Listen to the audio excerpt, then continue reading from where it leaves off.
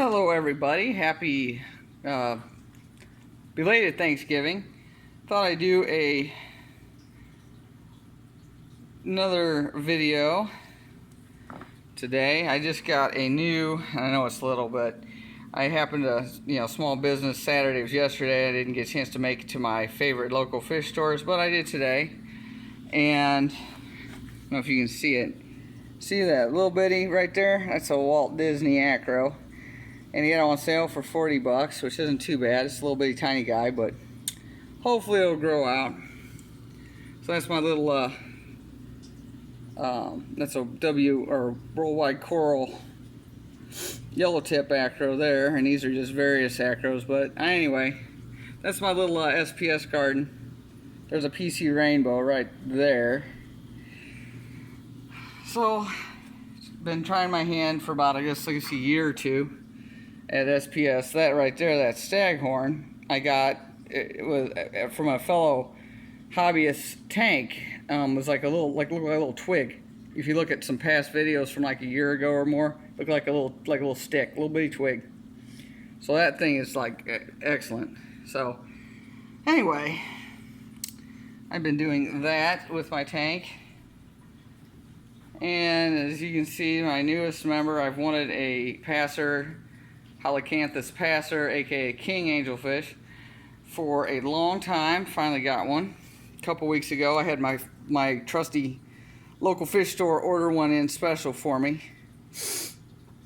And so, finally got one of those. They're kind of hard to come by anymore in the fish trade, like from a local fish store. Sometimes you can get them online. They're not cheap either.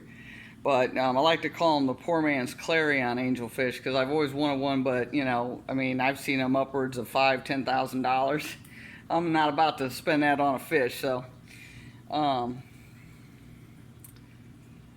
So anyway, but he's the boss. He's the king of the tank. He was king from day one. So the purple tang kind of lost his spot. But so far he hasn't really bothered any coral. I've sold all my acan colonies and any kind of meaty coral. I noticed that bigger angelfish go after really quick. Euphyllia species, not so much. These are galaxy corals right here. He doesn't bother those either, but they have big sweeper tentacles. I don't know his tentacles. I don't know if you can see him. I can't see him in the video, but this one has real long sweeper tentacles. That's why it's a good distance away from my alveopora there. So that's my prize coral right there. A little close to my anemone though. I may have to move them, but I did. This one has split several times, and that's how I actually sold a couple of these babies. These rainbow anemones to my trusted local fish store that I got my passer angelfish from, and so I was able to use some money from that to offset the high cost of the fish. So that was helpful. I was going to get it anyway, but when it split and it kind of was walking around, I went ahead and got it. So that's basically what's happened with the old tank in my hammer garden here. That's growing really nice and stuff. And so and also the larger angelfish, they seem to leave harder brain coral like that one alone. They haven't really bothered my gonnies. There's a purple gonny right there. There's a little gonny frag. They're slow growers though, so if anybody wants a frag, that's the cheapest way to go, but just be aware that they're slow. But I'll definitely do a video on gonnies. This one here is my longest living coral. I've had this probably almost 6 years now. This gonny, I got them as two little bitty frags. They were probably a little bigger than that one there when I got them. So they're two frags. It's not shrunk up, but they're two frags. This one is red with purple. Blue centers. So, yeah. And one thing I like about the passer angelfish is, I just wanted to make a comment on that, is how outgoing they are. I've tried emperors, I've had Korans. They're extremely outgoing. Never hide. Always out front.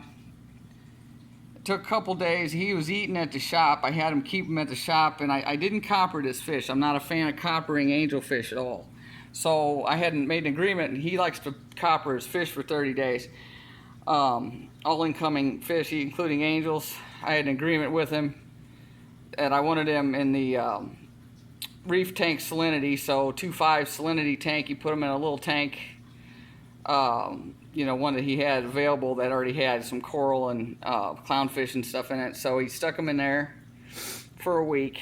He didn't put any, he didn't go through copper, and that's exactly how I wanted it. So he was good enough to do that for me. You know, he's the guy I bought my tank from. I buy a lot of my corals came from there. You know, he's just an excellent fish store. So, you know, my go-to local fish store. But anyway, I'm running out of room for corals. My next coral is going to be, and I'm saving up for it because they're not cheap, is that my next coral I'm going to buy is a dragon soul torch coral. And they run, I mean, I just saw one today when I was up. I'm going to save up. I guess that'll probably be my Christmas gift or something. But you know, they run about $300, $350. And that's maybe for 2 heads, you know.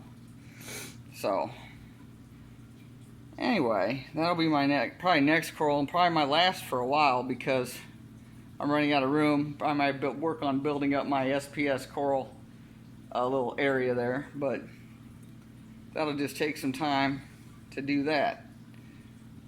So other than that, that's about it. I'll probably do a video at some point on the passer angelfish.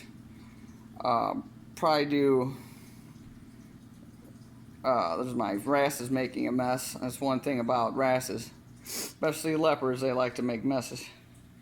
And so I'll probably do a video on the Gonipora, because I do get asked a lot of questions about the flower pot corals, because they are considered difficult to keep, and they're not too easy. But I have found over the years secrets that I use that has helped. So I'll definitely do a video on the flower pot corals and how, you know, because in this one here I've had for almost 5 years too. This Alveopora, this is an Australian purple algae right here, and I've had, and this one here had actually a couple years ago got knocked in the sand when I was on vacation, and I thought it was dead, but then I could tell that half of it had died. It was upside down in the sand, and I just basically cut it in half, the dead skeleton, and I just, you know, put the, you know, healthy part and just glued it back on the rock. Took several weeks, and then it came out, and that was a couple years ago, and it's basically grown back into its former self. So that's the deal. And this is just a regular purple flower pot, like a short tentacle one there. So I'll definitely do a video on that at some point. And if anybody has any questions or anything, let me know. Please share my video. Please subscribe if you haven't already. I'm definitely going to be doing more videos, you know, different tutorials and different things that I've learned along the way when I was new, and people help me out on YouTube and different venues. So I definitely want to help anybody who's new or interested in different kinds of fish. I've learned a lot over the years. So anyway, thank you everybody for watching again. Like my video, subscribe if you haven't, share it with anybody that might be getting into reefing or already have tanks set up. Definitely appreciate everybody. Thanks again, and I hope everybody had a wonderful Thanksgiving.